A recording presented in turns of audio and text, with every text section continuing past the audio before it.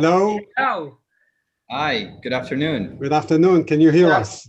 Yes, I can. Very well. How are you doing? Fantastic.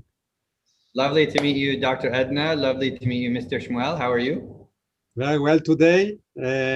With your permission, I'll ask Dr. Edna to open our session, and then we'll try to follow, the scenario.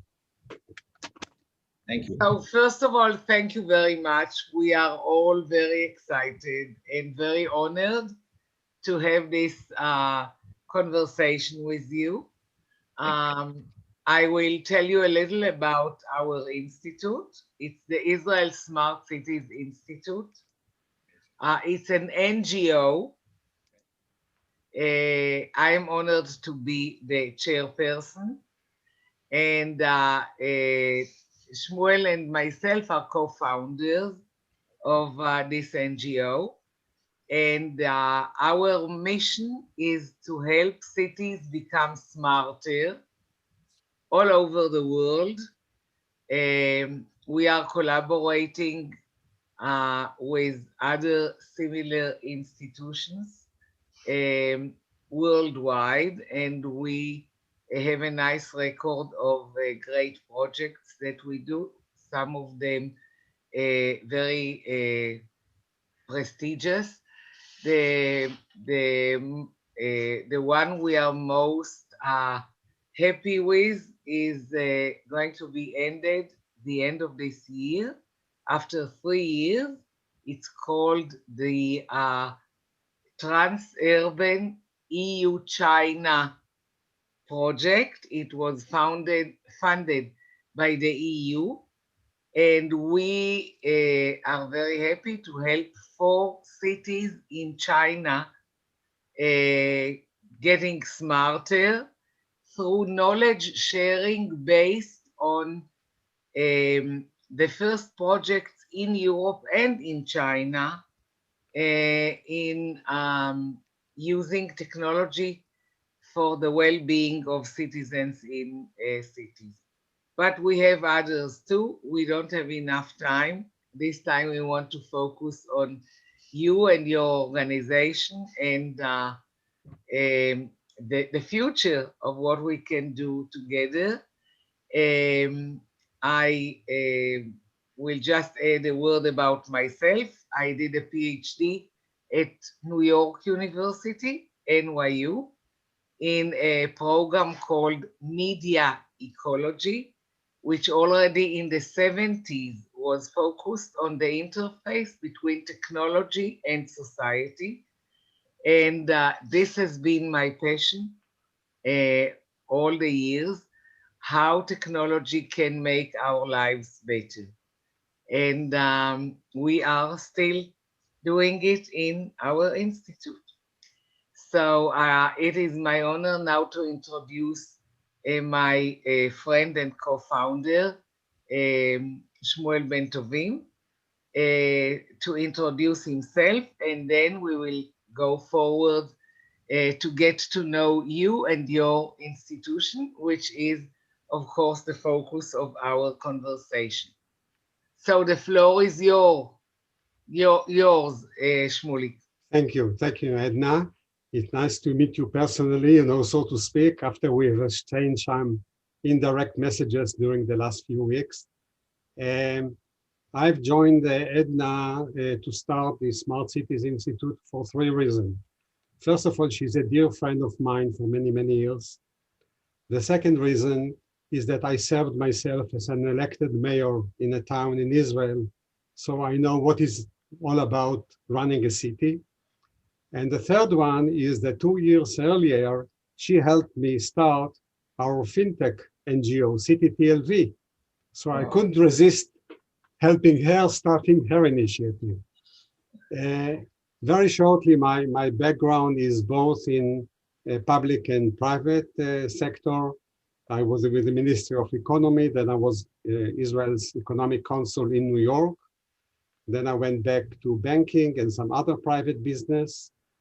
And at some point, as my friends say, I got mad and I got to be a politician for 7 years as the mayor of my town. And then I was offered by the Minister of Finance, which is today our Prime Minister, Mr. Netanyahu, to go to another diplomatic mission, this time in London. So I was the Minister for Economic Affairs at the Israeli Embassy in London. And I must say that at that time, I fell in love with a combination of finance and technology, which made me start our NGO, the Fintech Community of Israel, which we'll discuss in another opportunity. This session is dedicated to smart cities. So thank you, and Edna, the floor is yours again. Can I say thank you? I'd like to say thank you both for the introduction. I also want to say thank you, Dr. Edna. Your passion is contagious. So I think the way that you describe it, and I mean, even I'm jealous that your PhD was on something so interesting. Mine was just an econometric study on labor mechanisms, and now I'm wishing that I had done something more exciting. But no, thank you both for having me, and I think what you're doing is incredible when you look at not only what is happening in Israel, but also the fact that you're exporting your experience, your knowledge, and again, passion about how transformative this can be to cities, but ultimately to people's lives. And I think that's very important and sometimes is lost in the narrative. I have a very close friend of mine who was the head of smart cities for Cisco for quite a long time. And he, the global head of smart cities, and he's been all around the world and looked at different things, and you can see the impact on what even the smallest change that's made, how that can impact and affect people's lives in a positive way, right? So I think that I'm familiar with what you're doing. I'm not specifically what you are doing, but with the entire mission behind, taking cities from where they are today and their infrastructure and looking at the smart city revolution and how it is that you can adopt and adapt to that. So really, it's a pleasure to be on the call with you today. Oh, thank you very much. We are very honored, and we believe that it's only the beginning of a wonderful friendship. So we would like to get to know you a little better. So you have a PhD in econometrics, which is great. It's a great area. The ability to measure on a macro level has always been one of the areas that I was interested in, because you want to see impact of what you are doing. So I think that you are from a very interesting area yourself. But tell us a little more about yourself, Dr. Tariq. Happy to do so. So I am probably what makes the story of the UAE quite an interesting story. I'm literally the outcome of that story. When and I'll try to spare you the cliches, but the UAE was founded in the early 70s, and before that they were sending a lot of students to the US and to Europe to study. And my father was one of those students. He moved to the US. My mom married my mom, and much in the same way that we're attracting the world to the UAE, my father attracted my mom to the UAE. And so, my mom's American, my dad is Emirati. I grew up in a very diverse, multicultural household, but also culture and city. And you could see the movements and the languages and the beliefs and the systems, that were created through all these different people being here. And so I spent half of my life in the UAE and the other half of my life between Atlanta, New York, and London. So, Mr. Shmuel, I'm aligned with you on two of the cities that you've been to or that you've lived in. I did my undergraduate in Atlanta. I did my MBA at Columbia. Then I did my PhD at Imperial College in London, all whilst still working for either the private sector institutions or some of the government sovereign funds that we had here in the UAE. And I met my wife in Dubai, and she's lived all over the world with me. And we have two little boys. I'm not sure how much you want to get to know me, but I'm sharing quite a bit. Yes, as much as possible. We would love to. So it's been an interesting journey for me to go from my background with all the things that I've done to be in the role that I'm in today. I feel very privileged that when I met with His Highness and the leadership here in Abu Dhabi, and they asked me to come and help them build the economy, they looked at my strengths and my background, and they said we think to be the interface between the outside world and the UAE. And so that's what I've been doing. Got a great team that I've been working with now for just over a year. And what we're trying to do is we're trying to make sure that the narrative that I grew up with about how welcoming the UAE is and all the things that are possible here is the same narrative that we are giving in our messaging to the world, and that we continue to build on what has been already built in this country. Smart cities, is again, not to jump, but it's quite an interesting area because we have some incredible hard infrastructure that has been developed in the UAE, whether it's on the ICT side, whether it's our roads, our airports, ports, so on and so forth. But now, how do you integrate that and make that work well, right? How do you build this smart city ecosystem and environment? So I think it's one of those areas. Again, I digress from my background, but yeah, so I've been here for a year now, and incredibly excited to be working with my team and to drive the message with what we're trying to accomplish, and really to be working with you all. I finally get a chance now to formally have these discussions with my Israeli counterparts and friends versus two of my favorite professors at Columbia, which were both Israelis, Oh, who were they? Who were so they? one of them is Ronan Israel, and the other one is Amir Ziv. Okay. So, Mr. Shmuel, you brought up a point about that you were at the Ministry of Economy previously, right? So, David Leffler, who's now there, when I met him here in Abu Dhabi, when the first delegation came, Yes. we started talking about, how close we are to each other without knowing that we're so close. And I started talking about Amir Ziv, and he said, "Oh my God, Tariq, we're basically cousins." I was like, "What do you mean?" He goes, "Me and you, or you and Amir?" He said, "No, me and you." I said, "Why?" He goes, "Because I grew up with Amir. We graduated high school together, So I took me and David took a picture and I emailed it to Amir, and Amir was like, "Tariq, this is treason. How are you meeting with David and not letting me know?" I was like, "Yeah, fair enough." But again, that's that narrative around, when leadership takes bold steps to make sure that we unite rather than divide, we end up with these types of conversations and these types of relationships. And so that's why I'm, again, very thankful that we can have this discussion. Absolutely. Thank you.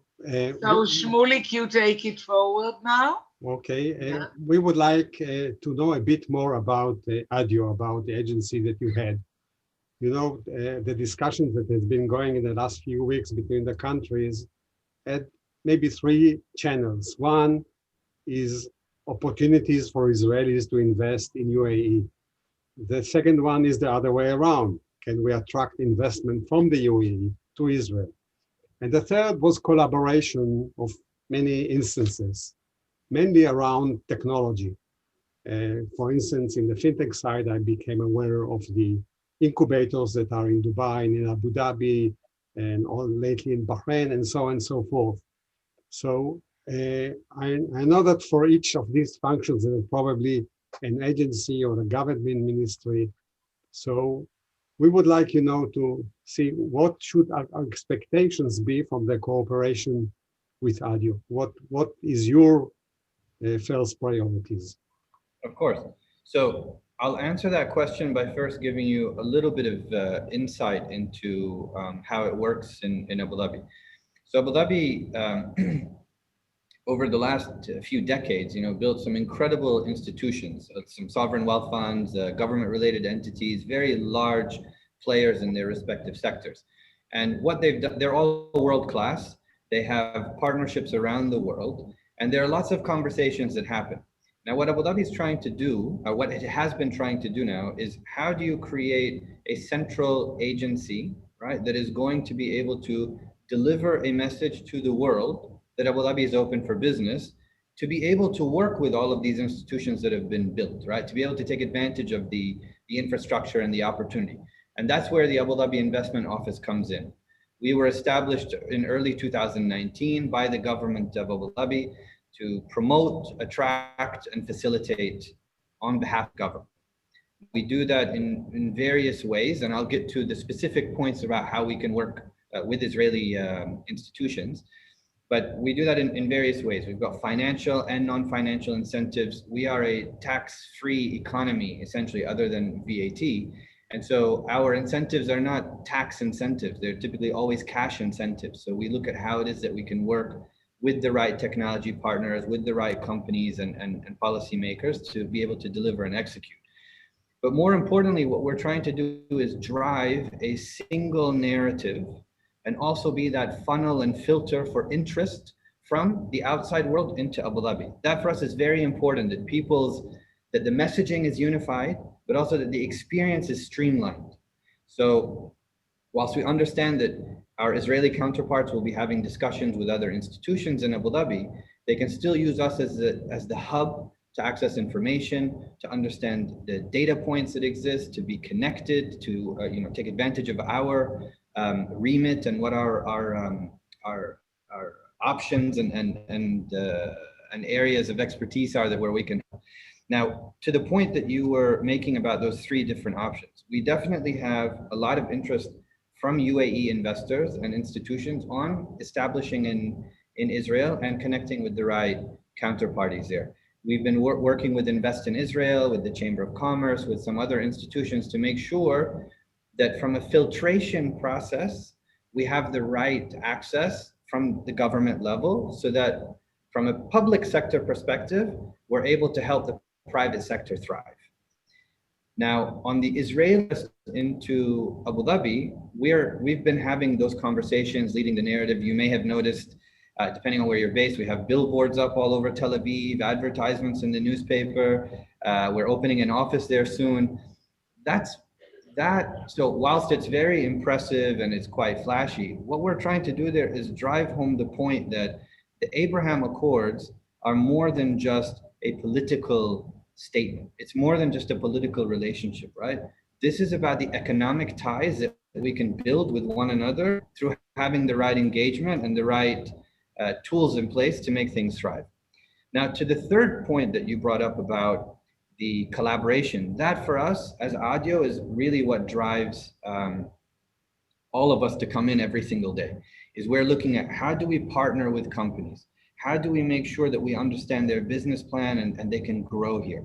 How do we make sure that we de-risk their experience when they're coming to Abu Dhabi, right? Whether that's financially or not financially.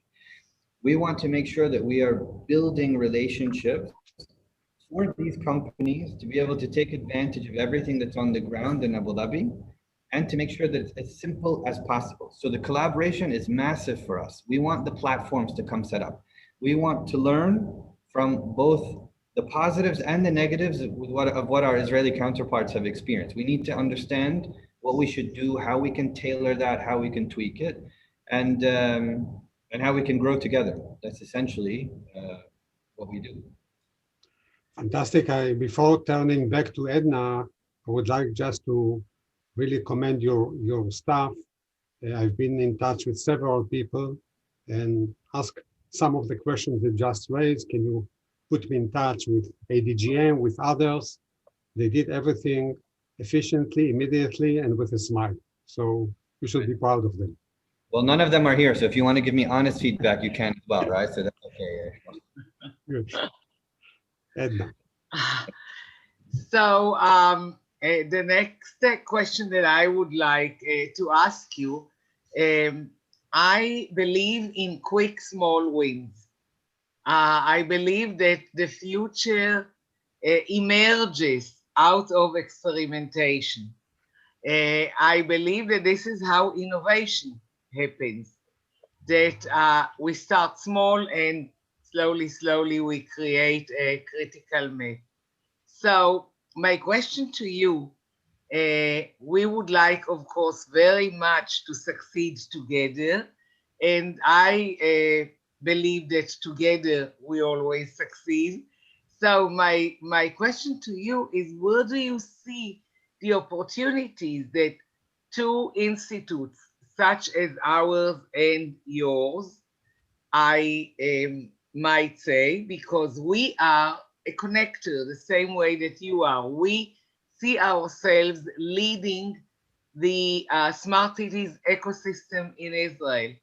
All stakeholders, academia, industry, municipalities, regional, small cities, big cities, even kibbutzim.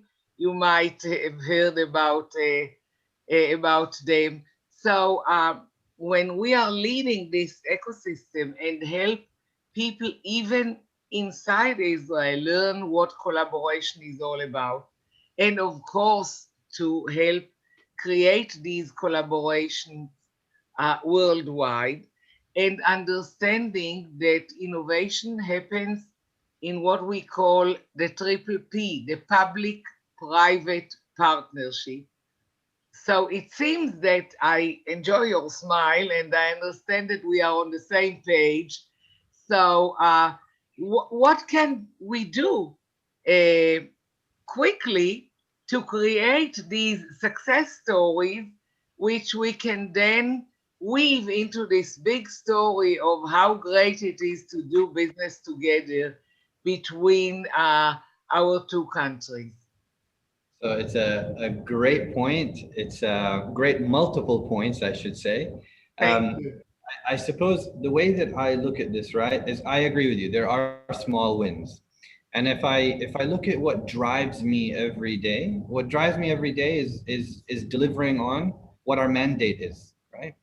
What excites me every day is making sure that the parts of the ecosystem that we need to put in place that will allow the wider ecosystem to thrive are being delivered. You mentioned it, the academia side, the private side, the public side. We need to make sure that from a policy, from an instrument perspective, and everything in between, that we have addressed it, that we've sourced the right talent, and that we have the right partnerships and collaboration to take that forward. Now, the way I could see this working very, very well is, and one thing I failed to mention earlier, which is also very important, is that PPP sits with the Abu Dhabi Investment Office as well. It's one of our mandates is to drive that public-private partnership, whether it be at the at an asset level, right? So the actual building of an asset, or in the discussions, in the feedback, in that cooperation, that collaboration. We want to make sure, again, that we act as that funnel.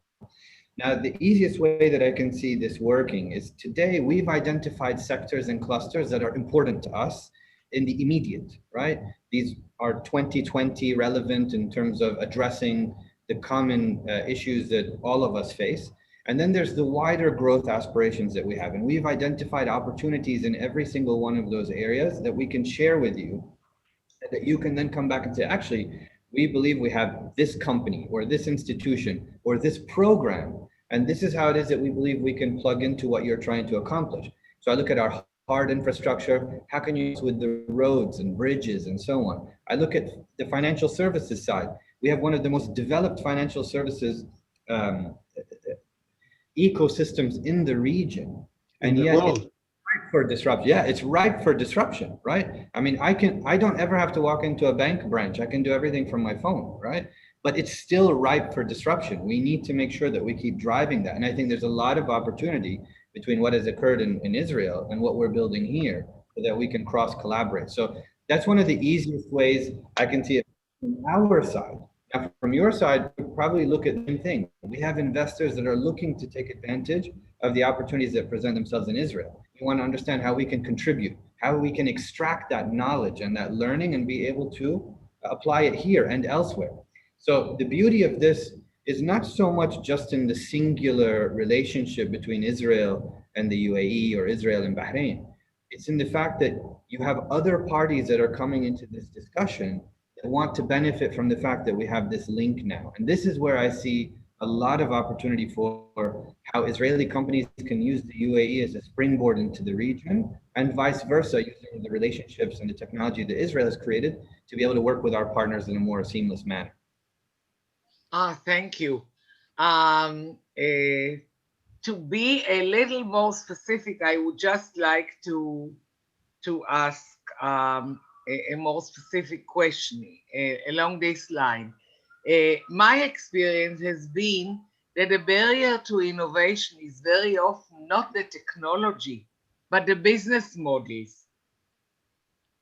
And since we are an NGO, we are a not-for-profit, we are supposed to help others succeed together, just as you are doing from the from ADIO, from the office that you are leading.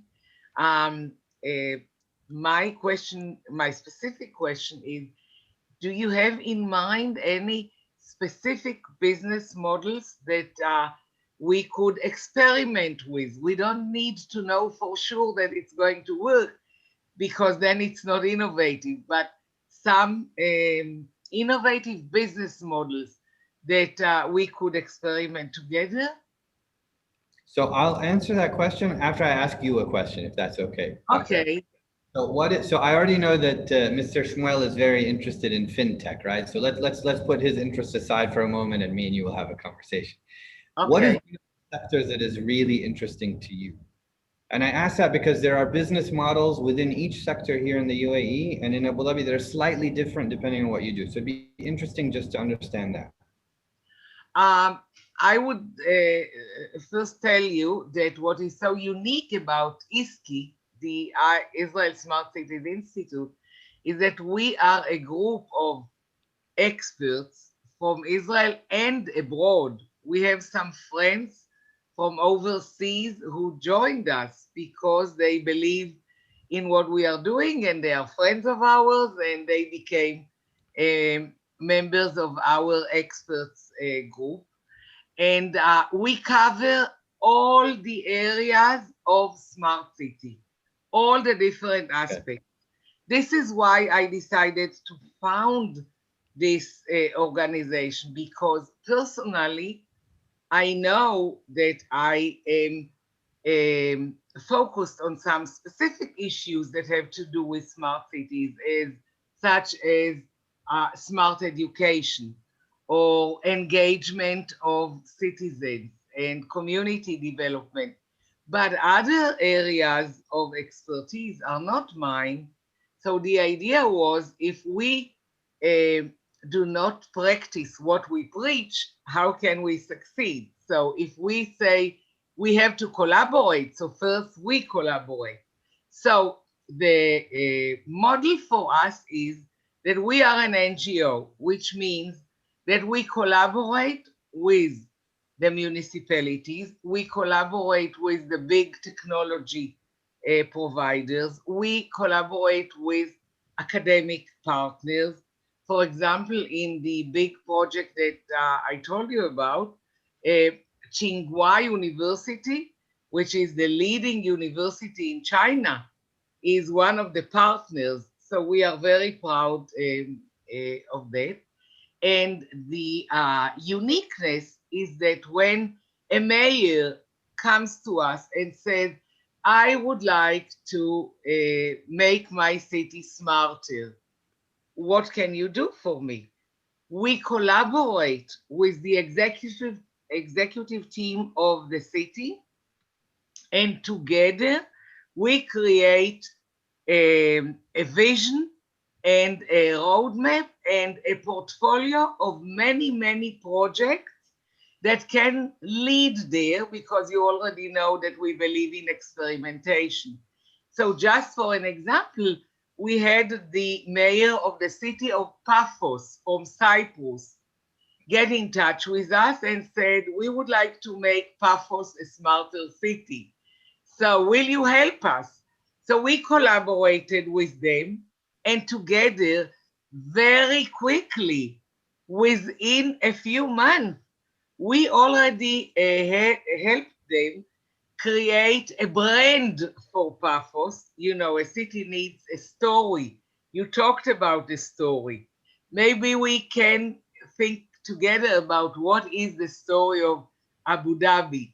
The story of Paphos, with our support, became the story of smart tourism, because they have archaeology and mythology and history and everything. So, but with technology, they can, of course, have augmented reality in you know, where you go and you only see ruins from archaeological sites, which sometimes, you know, is a little boring. So it's just an example to show you, we have them create the story, we have them create a portfolio of 50 projects, 50, 50, Wow. that they could take to the president of Cyprus and tell him, now we want you to help us fund it. So this is our forte.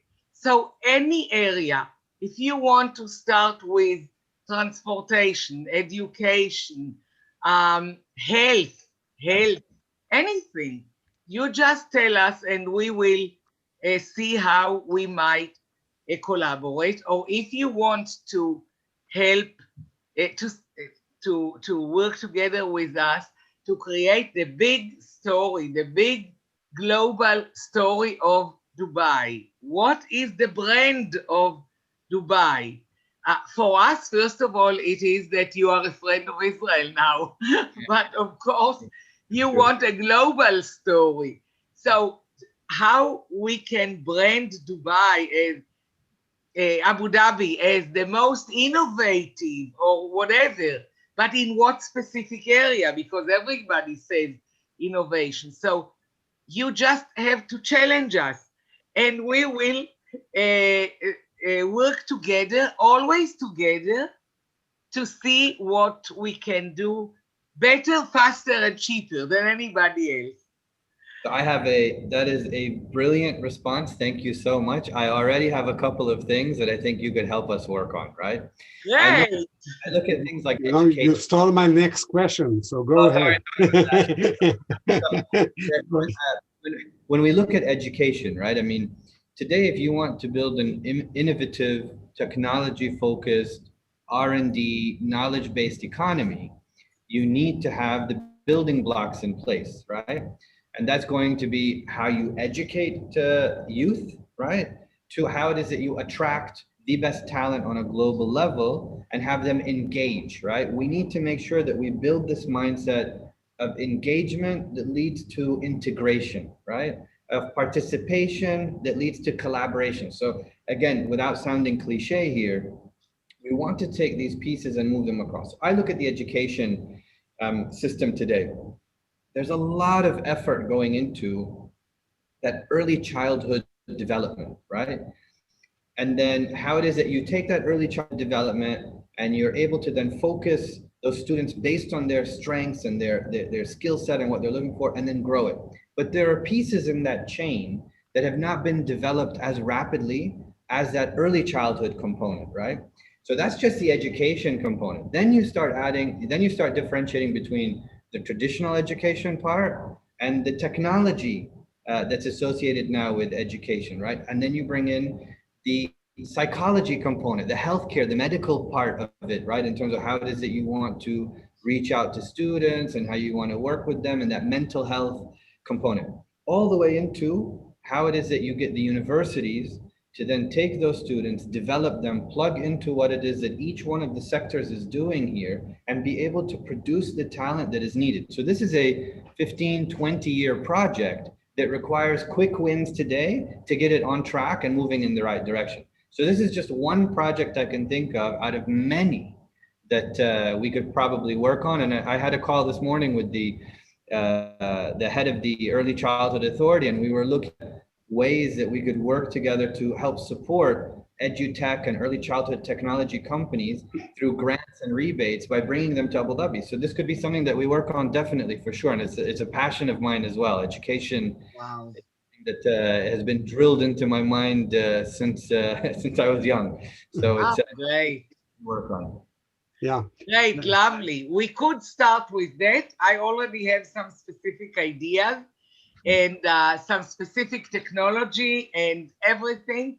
But now I would like, we have only a short time with you now. I hope that we will have many more conversations. And I would like my co-founder and a close friend, Shmuel, ask you the next question. Thank you. Yes. First of all, you rightly mentioned that my main interest today is fintech, but it's more general economics.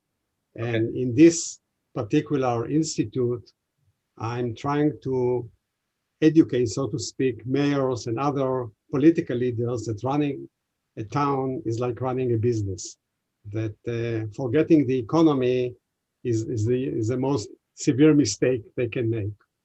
You know, many years ago, I headed an NGO in Israel that dealt with some acute social issues. And we were asked to come to see one of the great billionaires of America. I won't mention the name, you know it, everyone knows.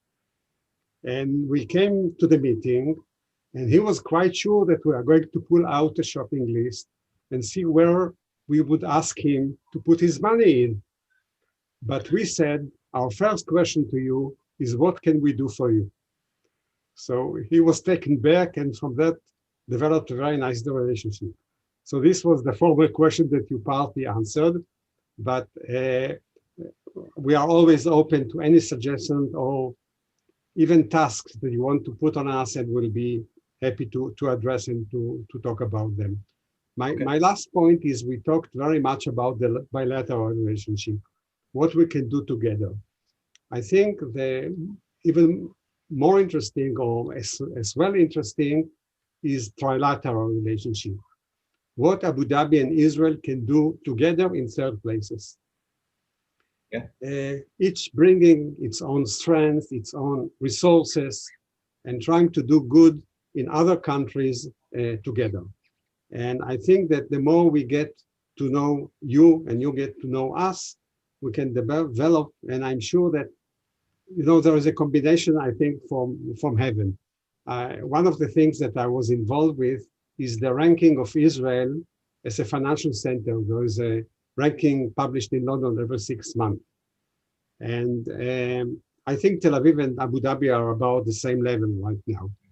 But when you look at the nature of all the major financial centers in the world, you almost automatically see next to them a very much developed technological center. And I think that when you look at Abu Dhabi and Tel Aviv, you find here a complementary, because Israel is a very strong technologically, but we are not the largest financial center in the world, let's admit it. There are others.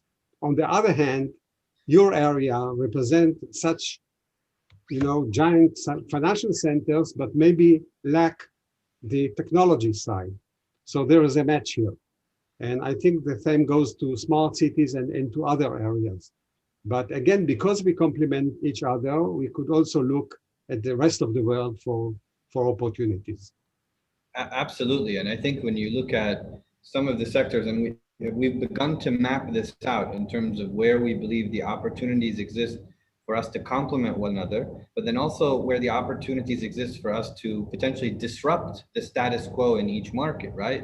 We think there are things that we have done very well when you look at chemicals, oil and gas, you look at hospitality, leisure, ports, those systems that we have, that we've built, that we've mastered. And then you look at the technology side of things and areas that you've developed, the agriculture, the healthcare, the financial services, you know, biopharma, so on and so forth. There is definitely a complementary aspect to each one of those. And I think that there a lot of room, and I don't say this from a pie in the sky standpoint. I'm saying this because we can see today through the conversations that we're having that opportunities have been identified. It's a question now of how you transact. How do you execute on those opportunities to make sure that people are on the ground, they're delivering, they're running forward with things, and that we're putting the right policies in place. And this is an important point I want to highlight, is that we have a very different political system to Israel here in the UAE. But what we have is a very flat structure. Today, if you know, Dr. Edna, you come and you tell me, here's a great program for how it is that you can take your education system, go 1, 2, 3, here are the deliverables that will happen in the next 10 years. I can take that document and take it to the individual that signs the law. And if they like the idea and the facts and the benefits are behind it and the people have looked at it, they will sign off. And then it's good to go, right? It's a very different system in terms of how decisions are made, because we're really grasping at this innovation and technology mandate that we've set for ourselves, this aspiration, and we're trying to push that forward. So please, by all means, do not hesitate to share any of the thoughts that you have. The more blunt, the better. You don't need to sugarcoat it. Just be blunt. By the way, you have access to a lot of different things in this space. Here's where we can help you. And if you don't do this, this is where you're going to be left behind. I think that's an important narrative. And it's also very important when you're trying to build relationships that you start from a baseline of being very honest and frank with one another about where things stand. Fantastic. When are you coming to Tel Aviv? We're actually trying to plan a trip, hopefully in the next 2 to 3 weeks. We may come over with the people, yeah. So we're still putting everything in place. Again, it's all subject to COVID and travel restrictions and some of the other things that are in place. But otherwise, we've got a lot of, it's in the plan. So I'll make sure that you know in advance when we're coming. Do you already know who will run the office in Tel Aviv? So we're actually working with one of our sister companies here in Abu Dhabi, G42. They're the ones that did this big partnership with Rafael group in Israel. They already have an office in Tel Aviv, and we're working with them now to grow in some of the space that they have. So we still haven't formalized it completely, but we've been talking to a few people, and we're close. We're very close. So if we want to create these quick small wins, then is it you personally that we just send you all kind of crazy ideas? I'm happy for you to send me any idea that you want, and then what I will do is I will make sure, from a filtration process, I will put you in touch with the people in my team that handle the different things. So I have an individual that looks at fintech and ag tech, someone that looks at the health tech and the ed tech, right? And then they will then access the wider ecosystem and bring the people that are required to the table so that we can have a discussion. Organizing that is not an issue whatsoever. It's really how quickly we can then push a solution forward to His Highness so that he can understand where it is that there's a benefit here. And, it's a yes or a no at that point, right? It's a very quick decision. Yeah, I'm having on Sunday a meeting with Tiago to talk about fintech. And we look forward to listening to you next Monday on the conference. Great, thank you. Yes, we registered, of course, we did. At least I know I have 2 people attending, so that's great. Absolutely. And of course, we are going to share this great conversation. We recorded it, and we are going to share it with our ecosystem so that everybody can get as impressed as we are. I promised your people that we will not keep you too long. Oh, that's okay. So I would like to thank you very much for this lovely conversation. It is really beyond our expectations. It's great, great. But Dr. Edna, this is, again, all of my conversations so far have been beyond my expectations, right? When you're first meeting someone, because again, we're meeting people very non-traditionally now. I mean, it's not in either of our cultures to meet people like this for the first time, right? You sit, you break bread with each other, you have discussions, you hug. Yeah, exactly. You talk about family. So it's alien to us to be having conversations this way. But what it's proving is that you can still accomplish things even when the traditional way of doing things isn't available at the time, right? So I think this is going to, so when we do meet in person, it's going to be hello, my friend, rather than hello, stranger, I haven't met you. Sure, it would be lovely. Yeah, really. So, thank you so much for your time. It was fascinating and, just a first step. Yes, exactly. And is there a feeling or a thought or one sentence that you want to leave us with before we say goodbye? Don't let the curiosity stop. Wow, I love it. That is great. Thank you so much Thank you. for this meeting, and we hope to see you soon. Thank you so much, Dr. Thank you. Thank you. Bye-bye. Bye-bye. Thank you. Thank you. Thank you.